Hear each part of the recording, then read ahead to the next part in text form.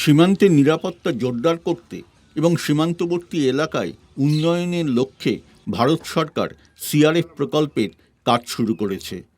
এই প্রকল্পের জন্য ত্রিপুরার বাংলাদেশ সীমান্ত লাগোয়া বেশ কয়েকটি এলাকা থেকে বসতবাড়ি সরাতে হয়েছে স্থানীয় বাসিন্দাদের। অনেকেই বলছেন দেশের স্বার্থে তারা সহযোগিতা করছেন, তবে ক্ষতিপূরণ ও পুনর্বাসন নিয়ে তাদের অভিযোগও রয়েছে। ত্রিপুরার সিপাহীজলা জেলার সোনামুড়া মহকুমার পশ্চিমপাড়া গ্রাম। বাংলাদেশ সীমান্তের কাছাকাছি এই এলাকায় বহু পরিবার কয়েক প্রজন্ম ধরে বসবাস করে আসছে। কম্পোজিট রোড ফেন্স প্রকল্প বাস্তবায়নের জন্য প্রশাসনের নোটিশ পাওয়ার পর অনেক পরিবার নিজেদের ঘরবাড়ি নিজেরাই ভেঙে দিয়েছেন। না, আমরা দুটো চাই বলে তো বাড়ি বাঙ্গালে জায়গা দিয়ে লেছি, নিরাপদে আমরা আছি। বেড়া হইলে তো আমরা শান্তিতে বসবাস করতে পারি, চুরি ডাইতে আমরা পাই না।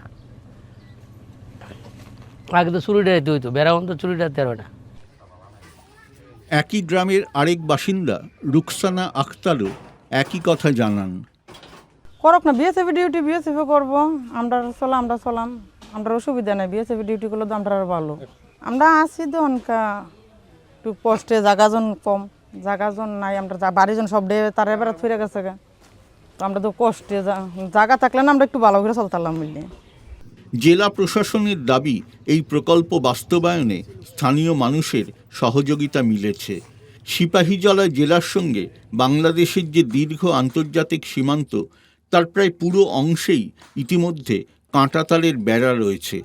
এখন পর্যায়ক্রমে সেখানে স্মার্ট ফেন্সিং ও কম্পোজিট রোড ফেন্স নির্মাণের কাজ চলছে।